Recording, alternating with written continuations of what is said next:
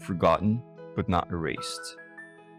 Darkness clothed me, the sound of a stream filled my ears, and I did not know where I was. I knew I was a human being, that I was lying on the ground, and that I was in pain. Sometimes I had dreams and vision of a house on fire. Sometimes I would be drowning in water, then a scream. But who was screaming? Me? I finally opened my eyes. One day when the pain in my neck had subsided to a dull ebb, the first thing I saw was the roof, made of straw, and the smell of something that could have been a herb. I tried to get up, but I was too weak, and I ended up screaming, bringing a very tall man into the room. He pushed me down without another word and started to apply something to my head. I felt myself fall into deep relaxation and I fell back into my sleep. He came and went several times, and sometimes I was awake long enough for him to give me some food. The room was dark, the only light was a candle, and the bed I slept on was very uncomfortable.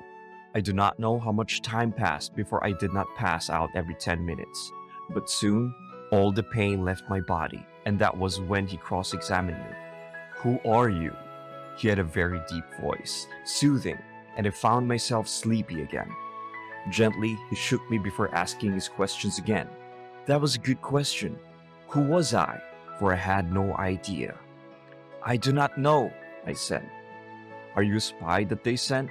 To see how I was doing so that they would taunt me? Did my father send you?" His anger raised, and I found myself feeling deep fear. Then his eyes softened when they locked into mine.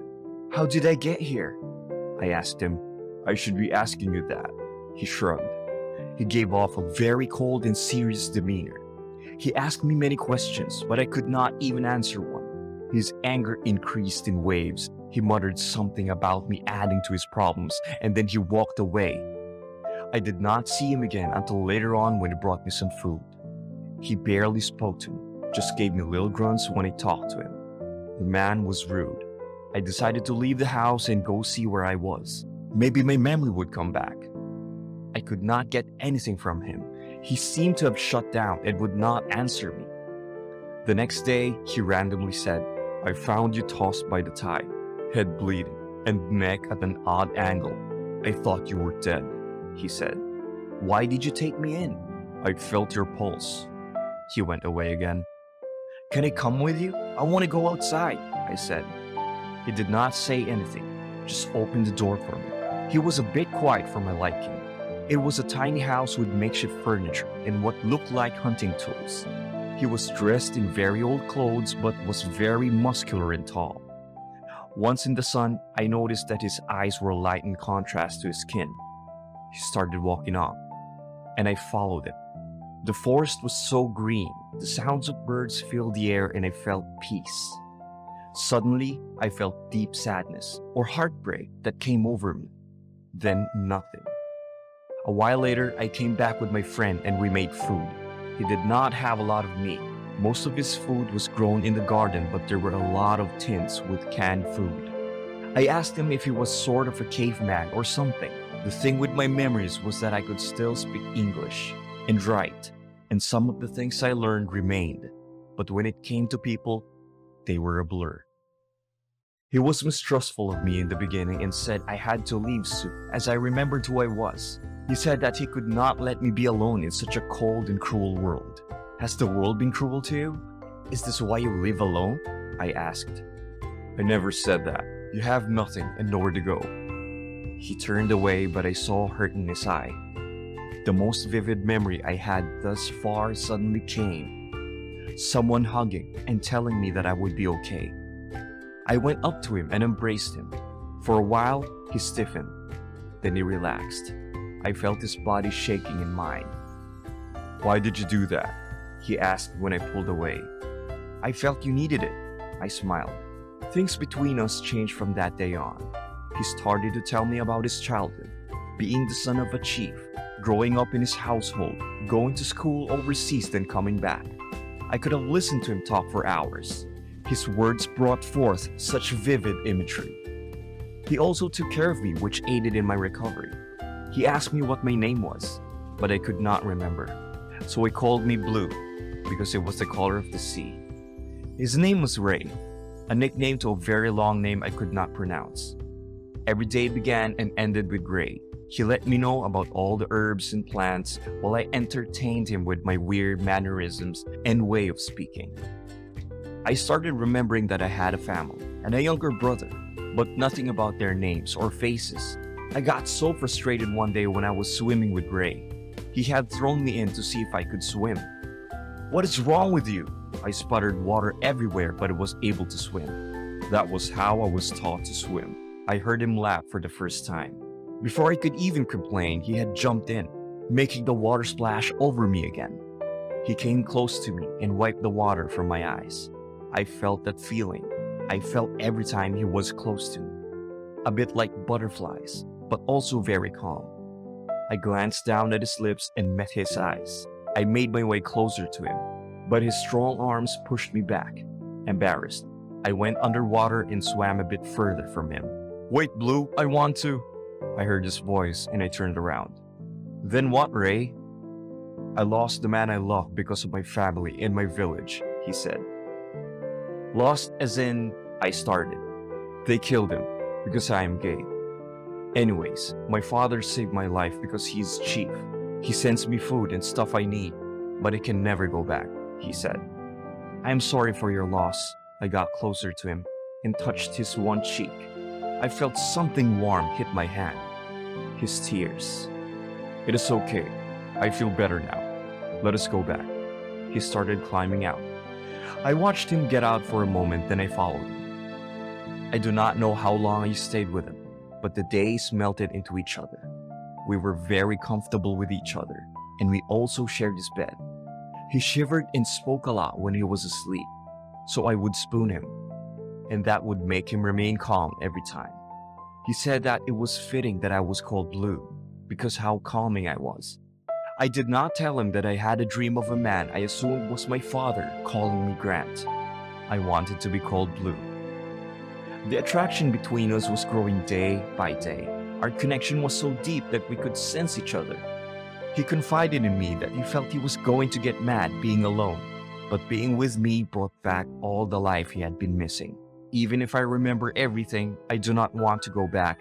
There is no place better than here, I confessed. "You will probably want to go back," he chuckled. "I cannot promise it if it will make you believe me. No promises. They're hard not to break," he said. "What then?" I asked.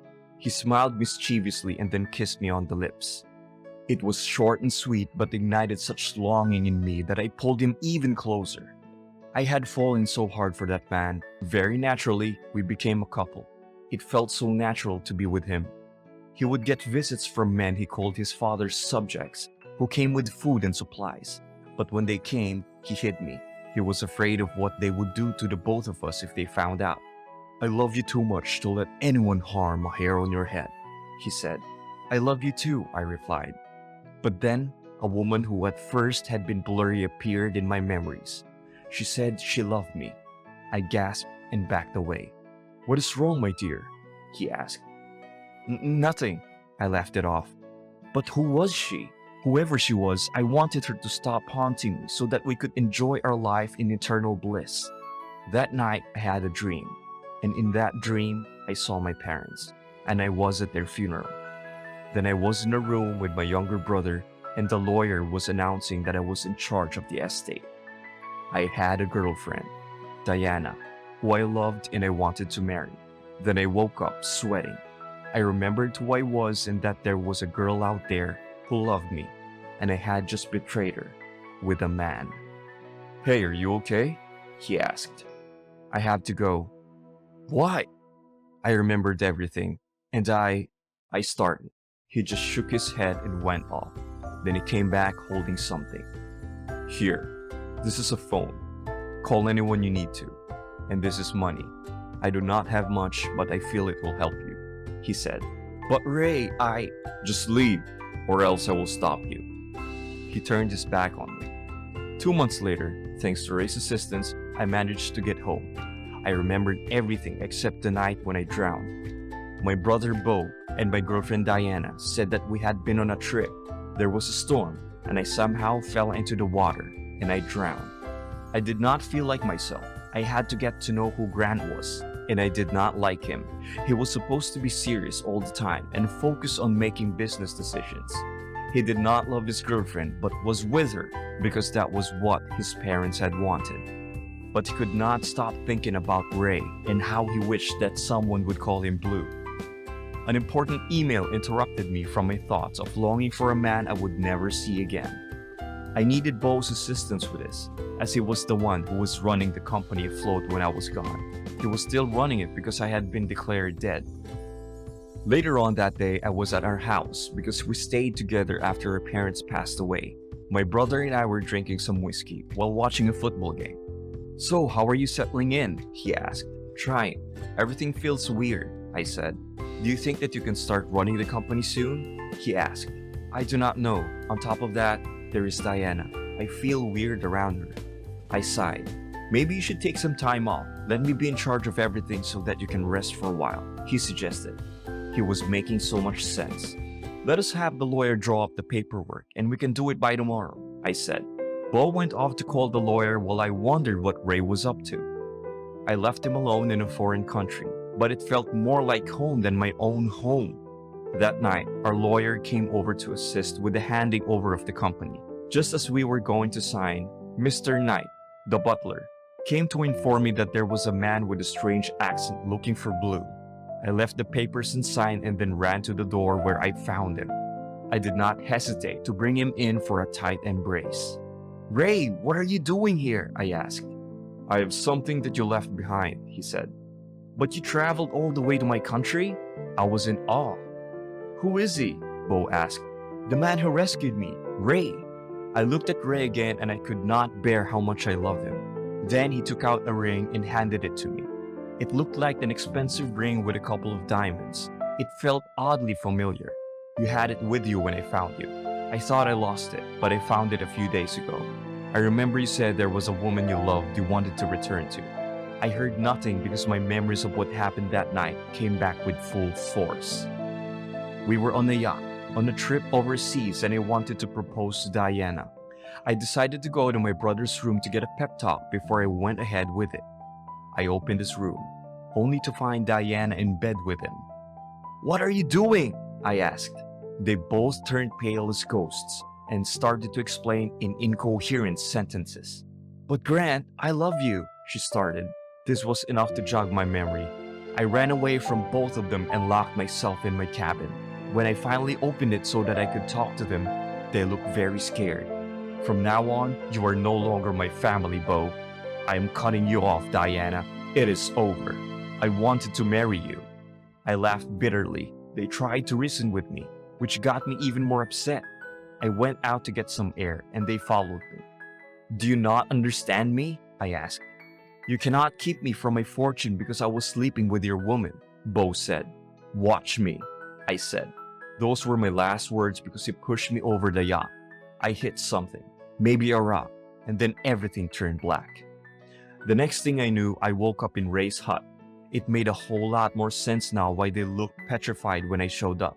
They thought that with me gone, they could have everything. Just then, the star of the show, Diana, walked up the driveway. Seeing the ring in my hand, her eyes grew as big as saucers. "Babe, is that for me?" she asked. "Only if you answer one question," I smiled. "Did you and my brother cheat on me, then you tried to kill me?" I asked. She started opening and closing her mouth, but nothing came out. Then she turned on her heels and started running. I nodded to the butler, who went to make sure that the gate would not open for her. "Brother, what are you talking about?" Beau asked. "You tried to kill me. Are you daft? I remember everything. Do not try to run away. I will find you and the law will crack down hard on you." I saw that he was trying to think of any escape. We called the police after getting them both in one room. They tried to deny it because there was no proof, but my lawyers cracked down hard on them.